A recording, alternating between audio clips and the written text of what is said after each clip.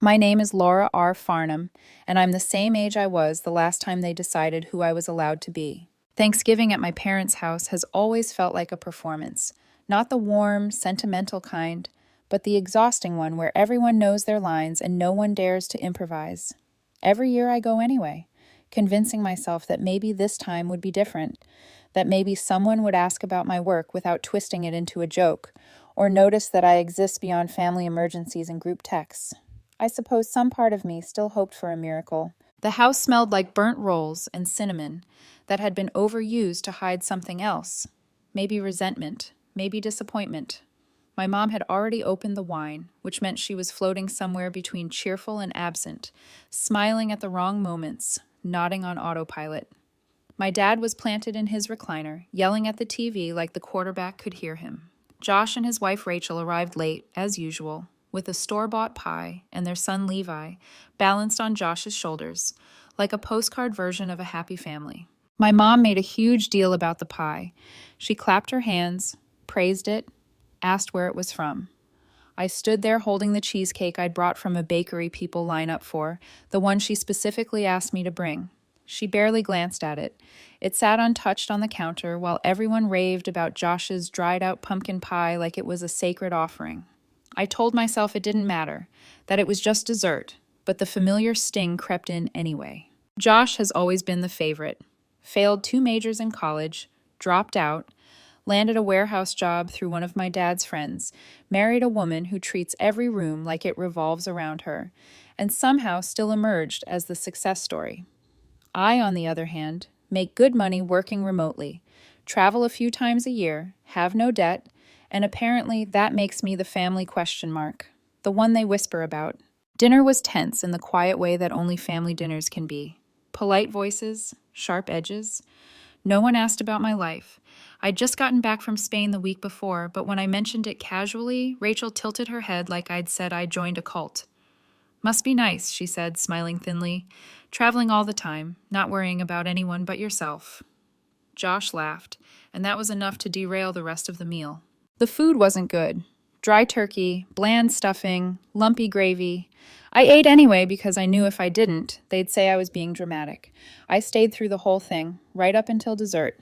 My cheesecake still unopened, everyone digging into the store-bought pie like it was gourmet. I took a final bite quietly, savoring it for myself. That's when my dad looked at me and said it. Still the family disappointment, huh? He didn't sneer. He didn't raise his voice. He said it flat, like he was stating a fact he'd already accepted. My fork froze halfway down. I looked around the table. No one reacted. My mom smiled that same strange smile she uses when she doesn't want to acknowledge something's wrong. Rachel pretended Levi had said something funny. Josh was already reaching for a second slice. I didn't say a word.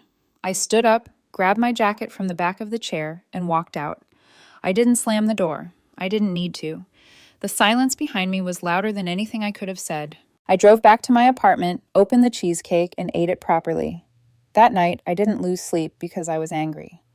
I lost it because I finally understood something I'd been avoiding for years. They didn't respect me, and once I saw that clearly, there was no going back. 2 weeks passed before my phone rang. Josh's name lit up the screen, and for a second I almost didn't answer. He hadn't called me since Thanksgiving. Not to ask if I got home safely, not to apologize, not even to pretend none of it happened. Curiosity won out, though, so I picked up. "Why did my rent bounce?" he demanded without greeting, his voice already sharp, already annoyed, like I was customer service that had failed him. I leaned back against my kitchen counter and let the silence stretch just long enough to be uncomfortable.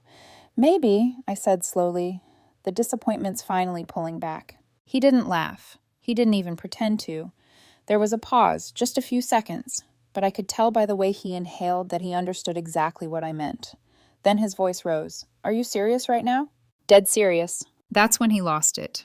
He accused me of being cold, arrogant, selfish, said I'd changed, like that was an insult. He talked fast, like if he kept going, I wouldn't have time to interrupt. He brought up Levi, brought up Rachel's hours getting cut, brought up bills piling up, and finally, like a weapon he'd been saving, he threw out the word family. "We're family, Laura. You don't do this to family." I waited until he ran out of steam. Then I said, "Starting next month, rent's going up to $1,500. The silence on the other end was almost satisfying. "You're joking," he said finally, a short, disbelieving laugh. "You have to be joking." "I'm not." I reminded him calmly that the apartment was fully renovated, 2 bedrooms, great location. In this city, 1,500 was still below market. I'd just been giving him a break. "A break," he called it, scoffing. "You call that a break?" "You've been paying $500 a month for 4 years, Josh," I said. "That's not a break. That's a gift. You couldn't rent a shared basement for that in this zip code." That's when he turned mean. He said I was screwing over a family with a kid, said he thought I had a heart, said my remote job and travel didn't make me better than anyone.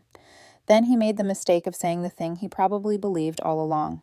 "You wouldn't survive a month without that salary. You think it makes you special? You've always been a joke." I didn't raise my voice.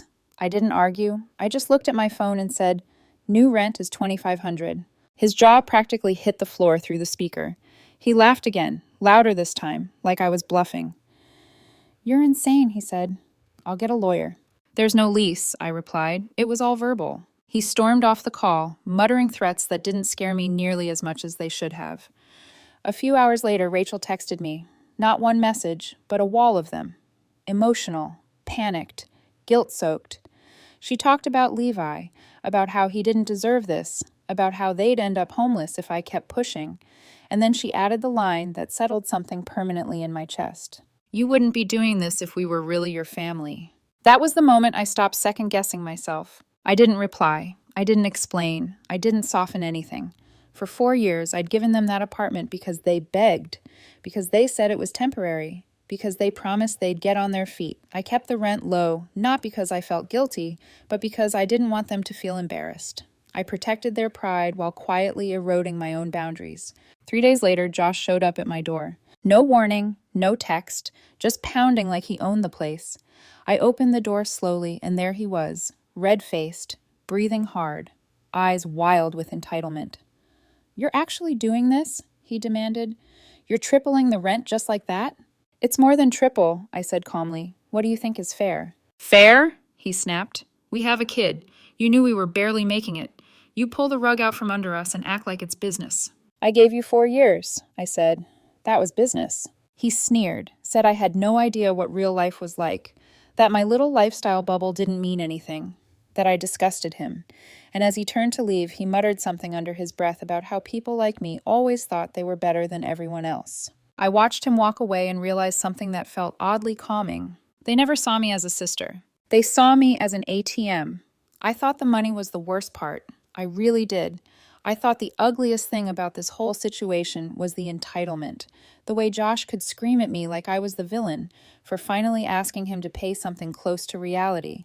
But then I found out what they were saying about me when I wasn't in the room, and that changed everything. It wasn't even Josh who revealed it. It was a stranger at a coffee shop. I was sitting near the window, half listening to 2 women at the next table talk about rent prices, zoning out the way you do when you've had too little sleep and too much emotional noise. I wasn't really paying attention until one of them mentioned the building where Josh lived, my building. She said a unit with the same layout had just rented for $3,400 a month, and she couldn't believe it. Her friend laughed and said, "Yeah, that's the guy who's got some kind of deal with the owner. I heard from his wife that the sister's rich and stupid, just gives them the place out of guilt." My whole body went still. I leaned over before I could stop myself. "Sorry," I said, trying to keep my voice casual even though my heart was pounding. "Did you say Rachel?" They looked surprised, then nodded. "Yeah," one of them said. "Rachel and Josh, 5th floor. Why?" I didn't answer. I didn't finish my drink. I walked out and sat in my car with my hands gripping the steering wheel so hard my knuckles turned white. It wasn't the money anymore. It was the story. The narrative they were feeding people like candy. That I was some clueless idiot with so much cash, I didn't know what to do with it, so I handed out apartments like party favors. That they were the clever ones, the ones who'd figured out how to play me. I had kept their rent quiet to protect them. Not because I was ashamed, but because I genuinely didn't want them to feel small. I didn't tell friends. I didn't brag. I didn't hold it over them. And they used that silence to build a version of me that made them feel powerful. By the time I got home, my hands were shaking with rage that felt clean and focused. I pulled up old texts from Rachel, years of vague thank yous and promises that they'd make it right when things got better. 4 years of just until spring and just until the new job and just until Levi starts school. And now she was out there calling me rich and stupid like my generosity was something to mock behind my back. I sent Josh one text. "You've got 2 weeks to move out." That was it. No paragraph, no explanation, just the line. He called immediately. I let it ring. He called again and again. Finally, I picked up. "What the hell are you talking about?" he shouted. "You heard me," I said calmly. "You're out." "There's no lease," he snapped. "You can't evict us." "You're not tenants," I replied. "You're guests. And guests don't trash the person keeping a roof over their kid's head." He launched into another rant, claiming I was overreacting, claiming Rachel didn't mean it, claiming it was all just family talk. Then, unbelievably, he tried to blame the woman from the coffee shop, like I should be furious at her for repeating it, instead of furious at them for saying it. I repeated the deadline. 2 weeks. He hung up on me again, like he was still the one deciding how this would go. Rachel showed up the next day. She didn't knock. She buzzed the intercom until I finally opened the building door, then stood outside my apartment like she owned the hallway. Her eyes were red and puffy, but her voice was sharp beneath the tears. She launched into pleading, saying she didn't mean for it to come out that way, that it was taken out of context, that people twisted her words. I asked her one question. "Did you or did you not tell people I was giving you that apartment because I'm rich and stupid?" She didn't answer. She just stared at me like an animal caught in headlights. That silence was louder than any confession. Josh pulled up minutes later, grabbed her arm, and told her to get in the car. He didn't even look at me as they drove off. It was like I wasn't a person. I was a problem they could outrun. That night, my mom called. I almost didn't answer, but curiosity got me again. That stubborn part of me that still hoped for something better. She started soft, like she was easing into a normal conversation, asked how I was, mentioned a new casserole recipe. Then, after a pause that felt like the true beginning, she slid into it. "Josh told us you're kicking them out. Is that true?" "Yes," I said. "Laura, you can't just throw a family with a child out on the street," she replied, voice firm now, as if she were scolding a teenager instead of speaking to her adult daughter. "You have to be reasonable." I asked her how much she thought rent went for in that building. She guessed wildly low. I corrected her. Then I told her what Josh had been paying for 4 years. $500. Silence. For half a second, I thought maybe she'd finally understand, but she didn't. Her voice came back stronger, sharper. "So you've been fine with that for years, and now suddenly you're tripling it? Why now?" I told her the truth, that I overheard Rachel mocking me, that they'd been leeching while bragging behind my back, that I was done. My mom didn't apologize. She didn't condemn them. She blamed me for reacting. She said family says things they don't mean. She said I was being vindictive. Then she said something that made my stomach turn. "Your father and I think it might be best if you reconsider. Maybe let them stay until spring." I asked her why my father was suddenly involved in something he'd never cared about before. She hesitated, then said something that stunned me. She said my dad had co-signed the original loan for that apartment, didn't he? I told her no. I paid the down payment myself. I got the mortgage myself. I signed every paper. I told them about it the day I closed. She went quiet, then said, "Well, he always felt like he should have had some say." So now they were making up ownership because control had always been the point. After that call, my phone started ringing like someone had opened a floodgate. My uncle, a cousin, even a neighbor I hadn't spoken to in years. Each one repeating the same message. Don't make waves. Don't cause trouble. It's just money. Let it go. It was surreal. Like I was being gaslit by a whole network of people who hadn't paid a cent toward that apartment and had never once asked if I was okay. Then Cam, an old friend, texted me a screenshot. Rachel had posted a long, vague status on Facebook about being betrayed by someone who was supposed to protect her, about how blood doesn't always mean loyalty. The comments were overflowing with sympathy. People offering spare rooms, asking if Levi was okay. In the replies, Rachel hinted that she was being forced out by someone jealous of their happiness. Jealous. That word snapped something in me clean in half. I opened my laptop and drafted an official eviction notice. 2 weeks. Hand delivered. And I didn't say a word. I delivered the notice the next morning. Josh wasn't home. Rachel answered the door in sweats, Levy half hidden behind her leg, thumb in his mouth. I didn't explain. I didn't argue. I handed her the paper and turned to leave. As I stepped away, she muttered something under her breath, barely loud enough to hear. "You'll regret this." I stopped and looked back at her. "Will I?" I asked, genuinely curious. She didn't answer. 2 days passed with no boxes in the hallway, no movers, no signs they were preparing to leave. Silence can be strategic, and I knew it. I filed the official eviction with the city. 7 days after that, law enforcement could be involved. My lawyer walked me through every step. No lease, no tenant protections. They were guests, and guests had overstayed. That night, my mom texted, "Please don't do this. They're packing. Just give them more time." I didn't reply. An hour later, another message followed. "Your father says you should be careful. Josh isn't handling this well." The words felt less like concern and more like a warning. 2 hours after that, I heard a noise outside my apartment. Not in the hallway, outside my window. I live on the 3rd floor. There's a fire escape. I turned off the lights, heart hammering, and crept into the kitchen.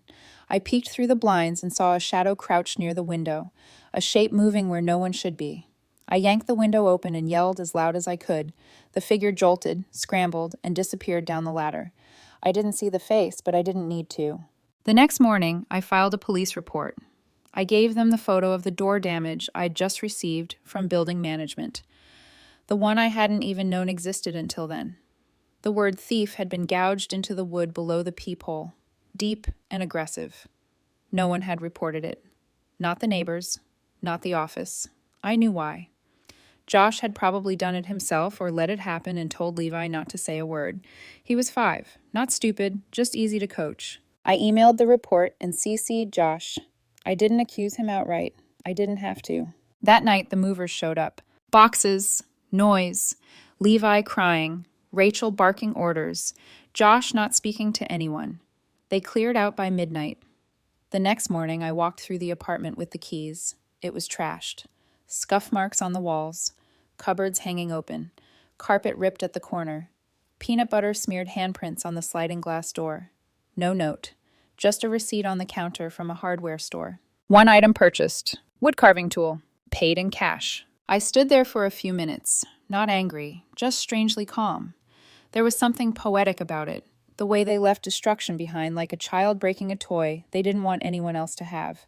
I took a photo of the damage, emailed it to the building manager, and paid for the door replacement out of pocket, $900. I didn't worry about it. I'd make it back. 4 days later, the new tenants moved in. A young couple from out of state, polite, enthusiastic, excited about the space. They signed for $3,000 a month without blinking. First and last month's rent wired before I handed over the keys. I left them a bottle of wine as a welcome gift. They sent a selfie by the window Josh had once taped a blanket over, smiling, grateful. The apartment felt clean again, not just physically, like the air had been cleared. I thought it was over. It wasn't. My dad called. He didn't mention the fire escape. He didn't ask about the door. He didn't apologize for pretending he had any claim to the place. He just said I'd gone too far and should have let them stay until Levi finished the school year. Texts followed from people I barely knew anymore, repeating Rachel's lines. Cold, heartless, greedy. Rachel had been busy online. She posted on Facebook, Instagram, local forums, even Reddit. Long paragraphs about betrayal, unjust eviction, and a greedy landlord's sister. She left out the rent, left out the lack of a lease, left out the fire escape. She posted Levi's picture, said he cried at night, said he asked why Aunt Laura didn't love them anymore. For a moment, it almost worked. Then I remembered the cafe, rich and stupid, thief. A few days after the new tenants settled in, I ran into Rachel at the grocery store, frozen meals in her cart, Levi holding her hand. He waved at me. I waved back. Rachel stared at me and said quietly, "You sleep okay now?" "Better than ever," I replied. "They're living with my parents now. I hear Josh is flipping sneakers online. It's not going well. Rachel's working part-time at a dental office. They've been denied from 2 rentals already. Credit issues. My mom hasn't called since January. My dad asked once if I'd consider a short phone call with Josh to talk things through. I ignored it. Then last week, I checked my mailbox and found a thick envelope with messy handwriting. No return address. Inside was a drawing in crayon, a tall building, a small stick figure with a beard, another smaller one holding its hand, a bright yellow sun. a heart floating above them. At the top, in uneven letters, it said, Aunt Laura. No note, no guilt, just that. I didn't frame it. I didn't analyze it. I put it on the fridge with a magnet. Every time I pass it, I feel a strange mix of peace and clarity. Because whatever the adults think of me, the kid knew exactly who I was. And somehow, that was enough. Once the noise finally died down, the silence felt unfamiliar, almost suspicious at first. For years, there had always been something pulling at me, some crisis, some guilt-laced request, some reminder that I existed in my family only when I was useful. And now there was nothing. No calls, no texts, no passive-aggressive posts popping up on my screen. Just quiet mornings, steady rent deposits, and the hum of a life that no longer revolved around managing other people's chaos. The new tenants settled in quickly. They fixed the balcony lights Josh had always ignored, hung art on the walls, and added plants that caught the sunlight in the afternoons. Sometimes they'd text me small updates, like a leaky faucet they fixed themselves, or a package accidentally delivered to the wrong unit. They treated the place with respect, and in return, I treated them like adults, not obligations. Every month the payment came through, clean and on time. No drama, no apologies, no explanations required. Josh and Rachel stayed with my parents longer than anyone expected. Weeks turned into months. The temporary arrangement stretched thin, tensions spilling into places I no longer had to witness firsthand. I heard bits and pieces through relatives who thought they were being neutral. Josh complained about lack of privacy. Rachel complained about rules. My parents complained about stress. I listened without responding. For once, their problems weren't mine to solve. The only time my resolve wavered was when I looked at the drawing on my fridge. Levi's crayon lines were uneven, the sun a little too big, the figures crooked but certain. I wondered if he asked questions. I wondered what he was told. I wondered if one day he'd remember me as the aunt who vanished, or the one who refused to let adults turn her into a villain for setting boundaries. I couldn't control that, and accepting that was part of the healing. One evening, months later, my dad sent a message that surprised me. Not an accusation, not a demand, just a simple line. We miss you. I stared at it for a long time. It wasn't an apology. It wasn't accountability. It was a statement that expected me to bridge the gap like I always had. I didn't respond, not because I was angry, but because I was finally honest with myself. Missing me wasn't the same as respecting me. Life went on, quietly and steadily. I focused on my work.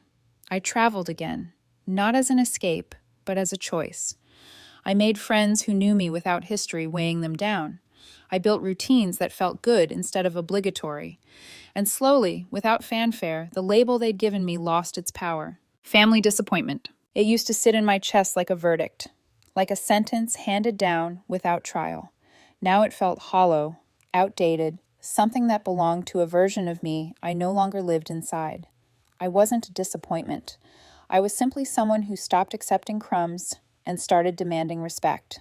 Every now and then, I'd hear updates. Josh's sneaker hustle failed. Rachel picked up more hours. They were still struggling. My parents were tired. The cycle continued exactly as it always had, just without me in the middle of it. And that was the strangest part. Once I stepped out, nothing collapsed. Nothing improved either. It just kept spinning, unchanged. One night, I stood in my kitchen, looking at the fridge, at Levi's drawing held up by a cheap magnet. I thought about Thanksgiving, about the table, the pie, my father's voice saying that word like it was a fact. I smiled, not bitterly, but calmly. Still the family disappointment, huh? If that's what it takes to live a life without being used, belittled, or rewritten, then I'll wear it. Not as a wound, as proof that I finally chose myself.